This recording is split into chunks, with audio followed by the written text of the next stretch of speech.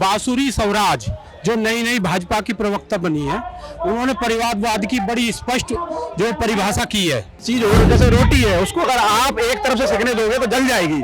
तो सरकारें बदलते रहना चाहिए, 5 साल में बदलने चाहिए।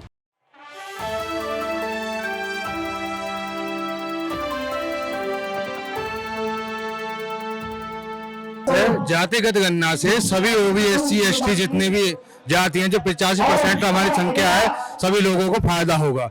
जिसकी जितनी भागीदारी उसकी उतनी हिस्सेदारी होनी चाहिए और ये जातिगत गणना पूरे देश में होनी चाहिए, जिससे हमारे जो पिछड़े SC ST OBC वाले लोग हैं, माइनॉरिटी वाले जो लोग हैं, सबको बेनिफिट मिलेगा। आपको लगता है कि जातिगत जनगणना से जो एक बात हो रही है कि देश को एकजुट करने का, लगता नहीं है कि जातिगत जनगणना होगी तो समाज के बीच में खाई और गहरी होगी, हम ज्यादा और तुम कम? खाई नहीं होगी, क्योंकि पहले से इन लोगों को जो अधिकार जो उनके मारे गए थे, उन लोगों को अधिकार नहीं मिले थे। जब हम ये आरक्षण मिला है, जब हम उस बराबरी पर आ जाएंगे, जब उसको आरक्षण को खत्म कर दिया जाए, लेकिन हमारे लोगों को पढ़ने का मौका ही नहीं मिला, आगे बढ़ने का मौका ही नहीं मिला, तो आज ये आरक्षण के नाम पे इन पे दर्द क्यों होता है? ये 15% लोग हैं, इनको जो 51% आरक्षण मिला हुआ है, 10% और इनका बढ़ा दिया गया है पीछे के रास्ते से, और हमको 49% मिला, उसमें से भी कम कर दिया है। तो जब तक हम बराबर में नहीं आ जाएंगे, तो जब तक तो जातिगत गणना होनी चाहिए। सबसे भाई साहब एक सवाल है कि जैसे अगले साल चुनाव है, अभी मैं मंच से भी सुन रहा था, अतुल प्रधान ने संजय सिंह का नाम लिया। जिस तरीके से चुनाव करीब आते आते विपक्षी दलों के नेताओं पर एक तरीके से ईडी और सीबीआई की जांच बढ़ गई है। अखिलेश यादव ने भी कल बोला कि ईडी और सीबीआई का यूज केंद्र सरकार मनमाने तरीके से कर रही है। इस पर आप लोगों का क्या सोचना है? ये तो लोगों पर दबाव बनाया जा रहा है कि वो सच को ना कहे और इनके इशारों से और इनके हिसाब से चले। जो भी अगर अलग चलता है, इनसे इनकी गाइडलाइन के हिसाब से नहीं चलता है, उस पर सीबीआई ईडी जितनी सरकारी संस्था है, उनके द्वारा दबाव बनाया जाता है। तो वो तो कर रहे हैं ये लोग दबाव बनाने के लिए। लग रहा है कि जो इंडिया गठबंधन एक बना है, वो पीएम मोदी जो हैं, उनकी जो योजनाएं हैं, या पूरी बीजेपी एनडीए सरकार को टक्कर दे पाएंगे? नहीं, टक्कर तो दे पाएंगे। दूसरा मैं कहना चाहता हूँ कि कोई भी चीज हो, जैसे रोटी है, उसको अगर आप एक तरफ से सेकने दोगे तो जल जाएगी। तो सरकारें बदलते रहना चाहिए, 5 साल में बदलने चाहिए। मोदी जी भी जो करना था कर लिया उनको, अब तो वो सिर्फ लोगों को जुमला पहरा रहे हैं, काम नहीं हो रहा है। रोजगार ज्यादा गुजरों पे अत्याचार होता है, धंधा पतन चलता रहेगा बराबर। न यहाँ रुकेंगे न मध्य प्रदेश में रुकेंगे हम। इंडिया अलायंस जो बनी है, ये देश के लिए बहुत ही अच्छा हुआ है, जिससे भी दुबले कुचले लोग जो हम माइनॉरिटी वाले जो लोग हैं, SC ST वाले, OBC वाले, हम सब लोग एक होकर भाजपा सरकार को हराने का काम करेंगे। क्योंकि भाजपा सरकार ने पूरे देश में ठेकेदारी करने का काम किया है। अपने के दोस्तों के लिए जितने भी जो इनके उद्योगपति दोस्त हैं, उनको सारे काम देने का काम किया है और ये दबाव की राजनीति कर रहे हैं। ईडी को, सीबीआई को पीछे लगा देते हैं और उससे अपने विपक्ष के नेता उनको डराने और धमकाने का काम कर रहे हैं।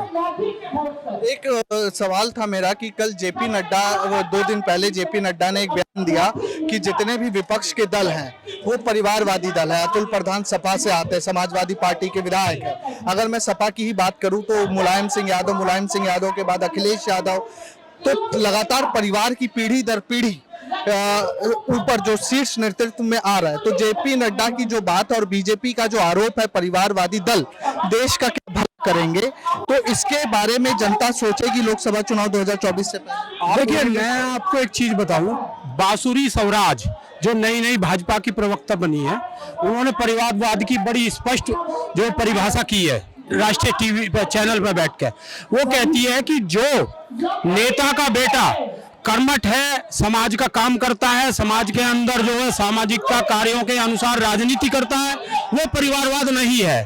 अब मुझे बताइए, अखिलेश यादव में कौन सा गुण है समाज का काम ना करने का?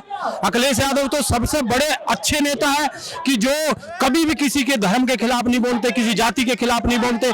समाजवाद की पूरी परिभाषा अखिलेश यादव के अंदर है। तो आप ये बताइए कि स्वराज, बांसुरी स्वराज परिवारवाद नहीं है, अखिलेश यादव परिवारवाद है। तो ये भाजपा में जितने भी ज्यादा से ज्यादा नेता हैं, सभी परिवारवाद के नेता हैं। भाजपा के अंदर तो परिवारवाद के सबसे ज्यादा नेता परिवारवाद के भाजपा के अंदर है। ये देख लीजिए आप, जितने भी एमपी एमएलए हैं सब परिवारवाद के आधार पर ही विधायक एमपी बने हैं। तो ये भाजपा की जो झूठी राजनीति है, जो हिंदुत्व की झूठी राजनीति है, वो बेनकाब हो रही है। भाजपा देश के अंदर जातियों को आपस में लड़ा रही है, हिंदू जातियों को आपस में लड़ा रही है। फिर काहे का हिंदुत्व भैया जी? आप ये बताइए, उत्तर प्रदेश के अंदर 22 सितंबर 2021 को योगी आदित्यनाथ ने गुर्जर और राजपूतों को लड़ा दिया। अब ग्वालियर के अंदर गुर्जर राजपूत लड़ा दिए, तो भाजपा फिर हिंदुत्व की बात क्यों करती है?